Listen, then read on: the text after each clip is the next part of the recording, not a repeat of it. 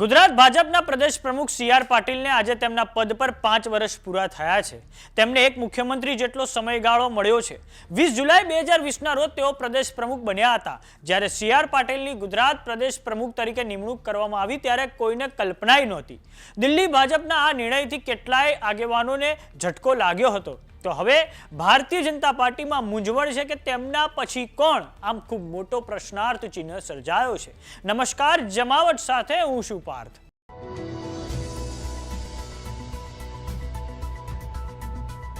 ગુજરાત ભાજપના પ્રદેશ પ્રમુખ સી.આર. પાટીલના કાર્યકાળને હવે આજે 5 વર્ષ પૂરા થયા છે. આજથી બરાબર 5 વર્ષ પહેલા એટલે કે 20 જુલાઈ 2020ના રોજ સી.આર. પાટીલની નિમણૂક થઈ હતી. એક મુખ્યમંત્રીને મળે એટલો સમય તેમને મળ્યો છે. સી.આર. પાટીલ જ્યારે 2020માં પ્રદેશ પ્રમુખ બન્યા ત્યારે કોઈને પણ કલ્પના ન હતી કે તેમને ગુજરાત ભાજપના અધ્યક્ષ બનાવવામાં આવશે. બધાને એમ હતું કે તેઓ મહામંત્રી બનશે, પરંતુ તેમને જેવા જ 20 જુલાઈ 2020માં અધ્યક્ષ બનાવાયા કે કેટલાય સિનિયર આગેવાનોને આંચકો લાગ્યો હતો.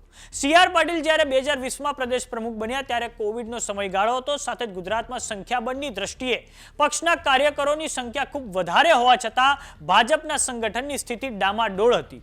શરૂઆતમાં તેમને પક્ષમાં ખૂબ ઓછા લોકો ઓળખતા હતા, પરંતુ સી.આર. પાટીલે સંગઠનમાં હવે ધાક બેસાડી છે. જેવા તેઓ પ્રદેશ પ્રમુખ બન્યા કે તેઓ સૌરાષ્ટ્ર અને ઉત્તર ગુજરાત ફરી વળ્યા હતા અને આમ સમગ્ર ગુજરાત બીજેપીના સંગઠનમાં એક જબરજસ્ત સ્વીકૃતિ ઊભી કરી હતી. સી.આર. પાટીલ જ્યારે પ્રદેશ પ્રમુખ બન્યા ત્યારે મુખ્યમંત્રી વિજય રૂપાણી હતા અને તે પહેલા થયેલી 2017ની વિધાનસભાની ચૂંટણીઓમાં બીજેપી 99 સીટો પર સમેટાઈ ગઈ હતી, જ્યારે કોંગ્રેસને 77 સીટો મળી હતી. આ પછી 2021ની કોર્પોરેશન અને નગરપાલિકાની ચૂંટણીઓમાં બીજેપી પક્ષના 90 કરતાં વધારે ઉમેદવારોને સી.આર. પાટીલે જીતાડ્યા હતા. પરંતુ તે પછી બીજેપી ગુજરાતમાં મુખ્યમંત્રી પદે ભૂપેન્દ્ર પટેલને બેસાડે છે અને આ પછી 2022માં જે વિધાનસભાની ચૂંટણીઓ થઈ તેમાં બીજેપીએ અભૂતપૂર્વ 156 સીટો હાંસલ કરી. કોંગ્રેસ 17 સીટો પર સમેટાઈ ગઈ, જ્યારે આમ આદમી પાર્ટીને 5 સીટો મળી હતી. આટલું જ નહીં, સી.આર. પાટીલે કડક નિર્ણય લઈને પાલિકા અને પંચાયતની ચૂંટણીમાં 3 ટર્મથી વધુ પદ ભોગવનારા વયોવૃદ્ધ બનેલા અને નેતાના પરિવારમાંથી આવતા લોકોને ટિકિટ નહીં આપવાનું કડક વલણ અપનાવ્યું છે. સાથે જ નવા ચહેરાઓને તેમણે સંગઠનમાં સ્થાન પણ આપ્યું છે.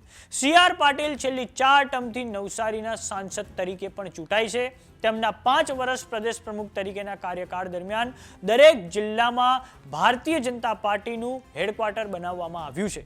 હવે સ્થિતિ એવી છે કે લોકસભા 2024માં બનાસકાંઠાની બેઠક અને વિસાવદરની પેટા ચૂંટણીની હારને બાદ કરતા તમામ જગ્યાએ સી.આર. પાટીલ બીજેપીને જીતાડી શક્યા છે. તો બીજેપી હાઈકમાન્ડ સામે ખૂબ મોટો પ્રશ્ન એ છે કે સી.આર. પાટીલ પછી કોણ અને જે પણ આવશે તે આટલા બધા ભારવાળી બીજેપીને સંભાળી શકશે ખરા કે પછી ભાજપ તેના ભારથી જ તૂટી જશે? તો આ બાબતે તમારું શું માનવું છે અમને કોમેન્ટ બોક્સમાં લખીને જરૂર જણાવો. જો તમે અમને યુટ્યુબ પર જોઈ રહ્યા તો સબસ્ક્રાઇબ કરો. જો તમે અમને ઇન્સ્ટાગ્રામ અને ફેસબુક પર જોઈ રહ્યા તો ફોલો કરો. નમસ્કાર.